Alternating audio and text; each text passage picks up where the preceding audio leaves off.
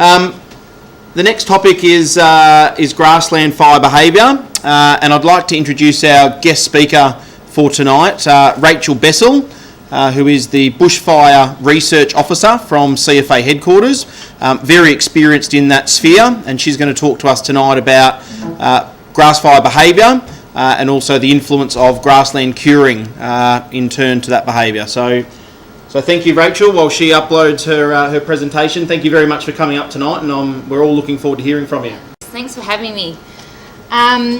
So I'm from a little group in the bushfire team under Alan Slipovich at DCO, and so we have been working on grassfire research for a few years now. We initially started with we've been around for a while, but the grassland curing research in particular got started from the Royal Commission. We got a project funded to look at grassland curing and its impact on fire danger ratings.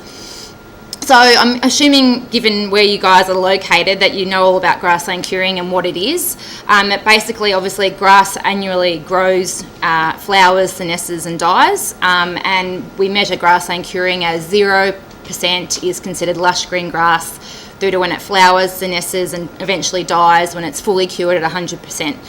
And why is this information important?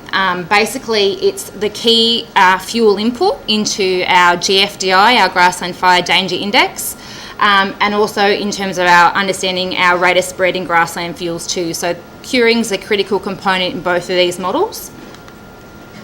As I mentioned, we started with the Grassland Curing and Fire Danger Rating project in 2010.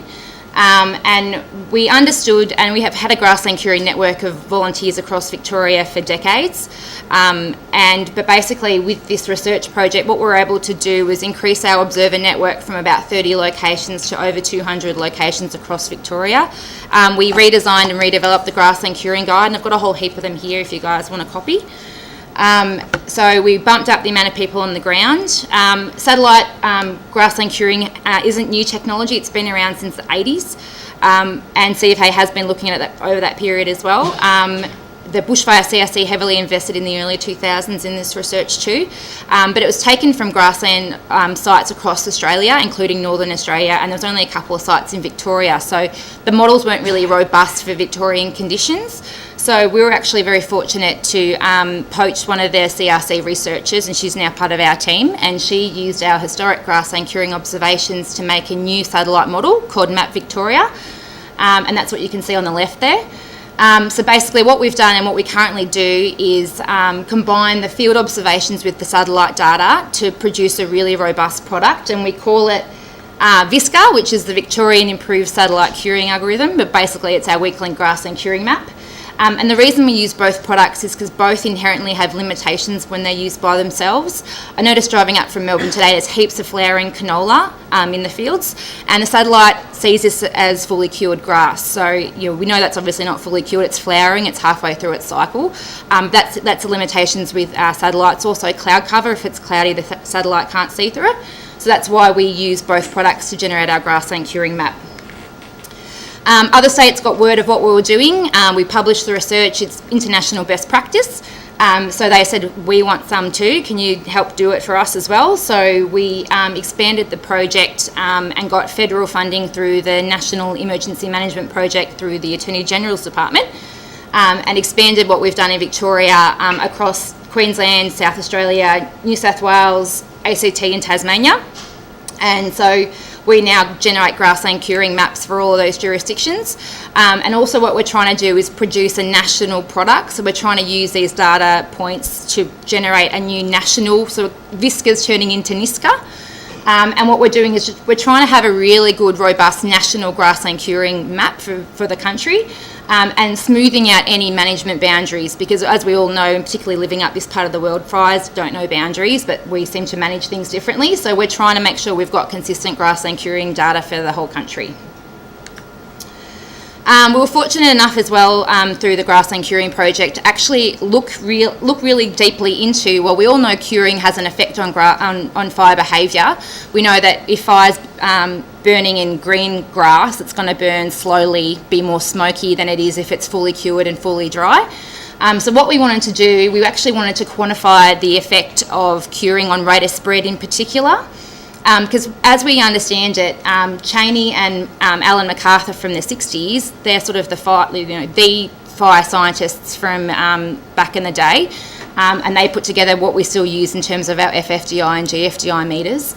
But basically, from what we understand, is these models have never been empirically tested. They were very, very smart men, and they put together rules of thumb based on their observations, but they hadn't actually tested it through scientific studies. So that's what we aim to do.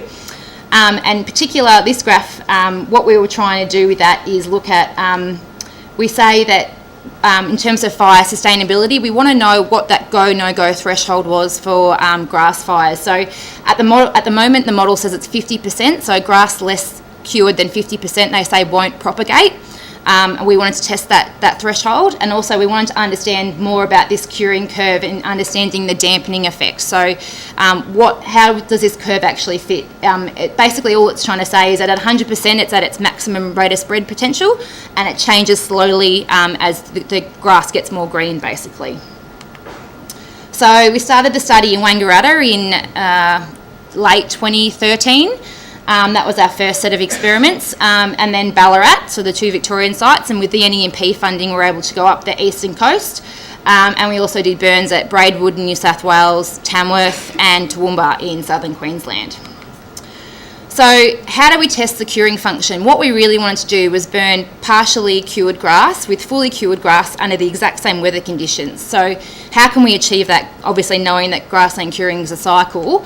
What we did was we divided up blocks of land into 30 by 30 metre plots and used big boom sprays to apply a herbicide to sections of the grass. So we're able to burn in two pairs at the exact same time under the exact same conditions. So we artificially cured the grass in order to look at and compare directly the observations between the two different fires.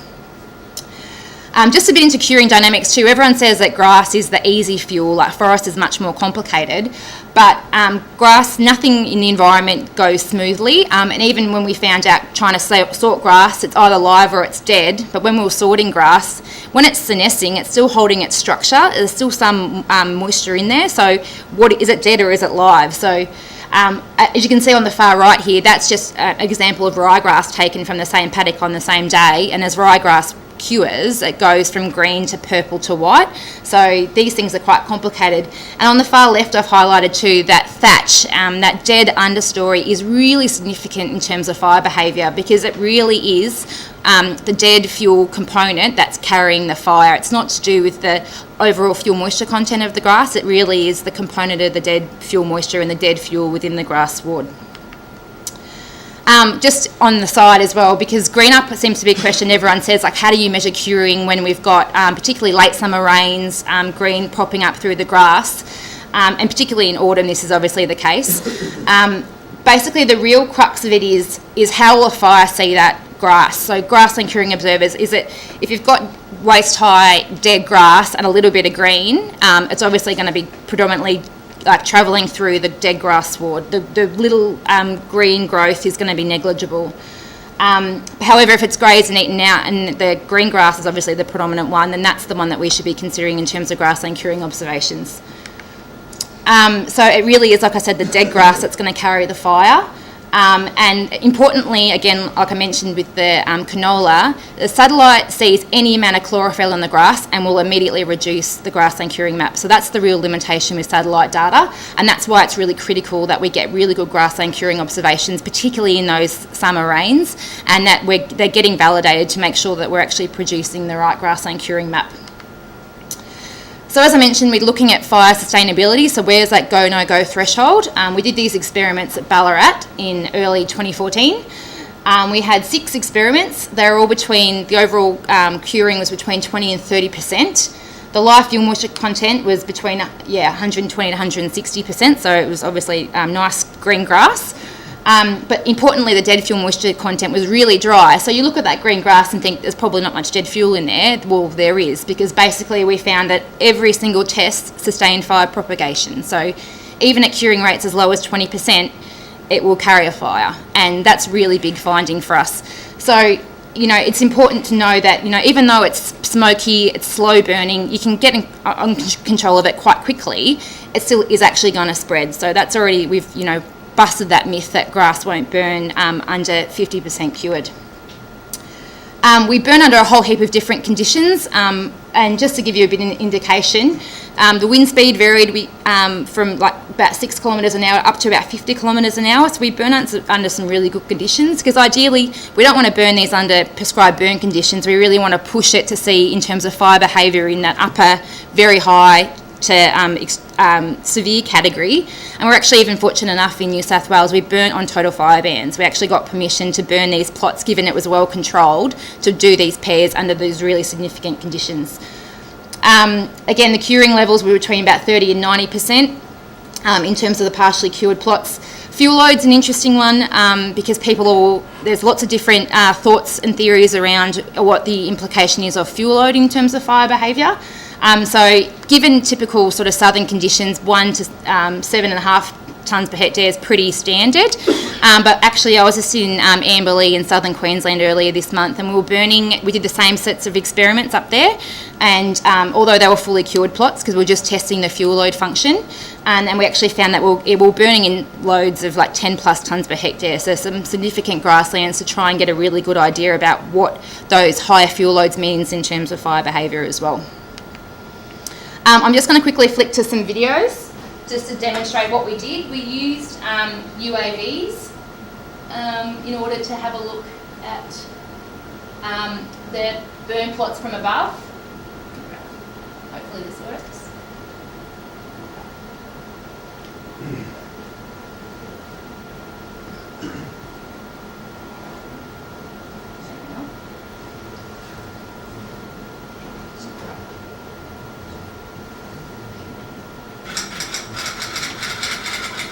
So yeah, nice hot summer's day in Wangaratta, 2nd of December.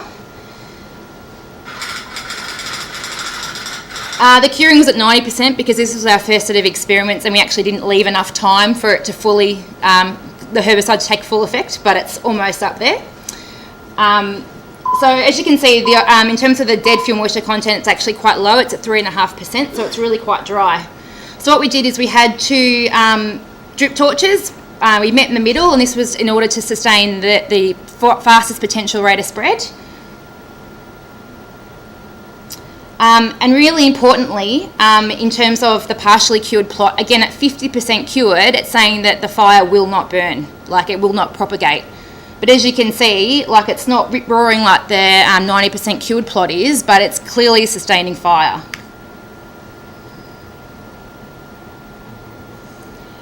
Again, these videos are good for anyone who thinks that they can jump through a grass fire when you're getting like good flame depths like that.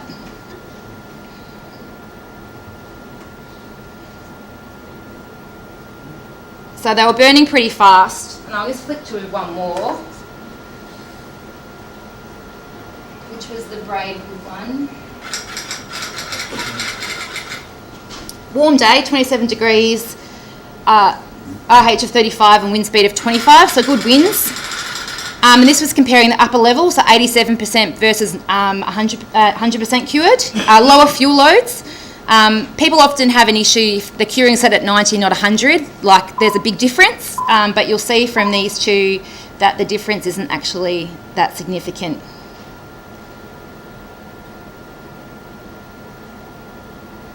Drip torch operator on the right probably needs a bit of work.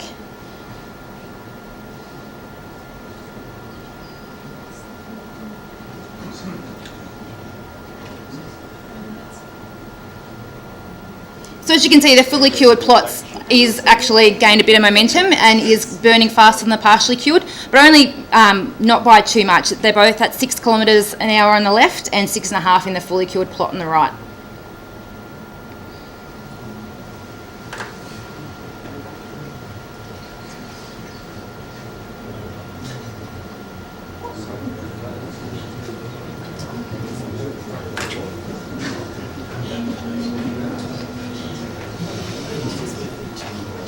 So you can see there, particularly in that partially cured one, the rate of spread meter suggested it was going to travel at 3 kilometres an hour, and it actually travelled at 6. So it's significantly, an order of magnitude out.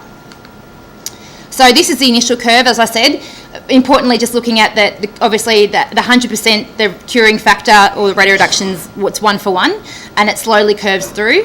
When we put all our data plots on there, you can see that a significant shift to the left, which means that the current rate of spread meters are suggesting that they're currently under predicting the rate of spread in partially cured grasslands. What we did was we fitted the Victorian function based on the Ballarat and Wangaratta data first, and we actually published that research. And actually, luckily for us as well, I guess, is that the Tamworth, Toowoomba and Braidwood data actually fit quite nicely along that curve. So the Victorian data was standalone strong enough, and the other data supported the new curing function. So I guess what does that mean? It means that our research has identified that the current grassland spread models significantly underpredict rate of spread in partially cured grasses. So what we've done, now got a new curing reduction factor, and that's now currently and has been used by FBANs across the country. I guess again, it's internationally published research. It's best practice. So FBANs across the country are now using that curing reduction factor in terms of predicting rate of spread with their fire behaviour models. So it's incorporated into the way that the FBANs look at fire spread. I guess does that mean for you guys on the fire ground? Really importantly is earlier in the season, which like I said, it's not really far out, it's almost upon us. You can expect fires to propagate at lower curing levels. Even if the GFDI might indicate that it's going to be 0, you could, at less than 50% cured, the grass fires will travel, particularly if we've got really dry forests, something to be aware of. The green grass won't necessarily hold the fire out of the forest. Critically, in terms of the new curve, getting the curing right between 50 and 80 is really the critical period, because that's where you're getting the biggest change. Again, what we've indicated on the model is that now no longer is it starting at 50, we're starting now more towards 20% cured. But really that rapid change is between 50 and 80%. And later in the season, the difference between 90 and 100 is not really very much at all. So we've changed the curve to represent that. So where this research has gone, now we've got really good grassland fuel information. Another project that we've been working on, and this is really relevant to JSOP 203, we've actually now made an amendment, it's just been approved, that we're now actually using a fuel-based FDI to determine fire danger ratings and IMT readiness. In the past, what we had on the left-hand side is we used for the Mallee, Wimmera and Northern Country, we used the GFDI to determine fire danger ratings and the FFDI for the rest. And obviously in an area like Wodonga or northeast region, you've clearly got both fuel types, which aren't being accounted for in terms of fire danger ratings. Similarly, in terms of IMT readiness, ICC footprints had used a dominant fuel type, whether it be grass, forest or the higher of the two. And again, Wodonga uses grass, but actually 76% of the ICC footprints is grass, so 24% is obviously forest. So you're not taking into account both fuel types. So this fuel-based FDI has now been approved for both fire danger rating determination, which you won't see because it's back-end data, but it will have an impact in terms of IMT readiness for this year. So that will be the model that will be used to determine readiness and activations of ICCs. Just, I suppose, following on, there's also a national fire danger rating project underway. That's being led by New South Wales RFS at the moment, but CFA and Victoria will be involved in terms of reviewing the data for Victoria. The trial's actually continuing this summer, so we'll have some really good data to have a look to see how our rating system and our fires are comparing to the predictions.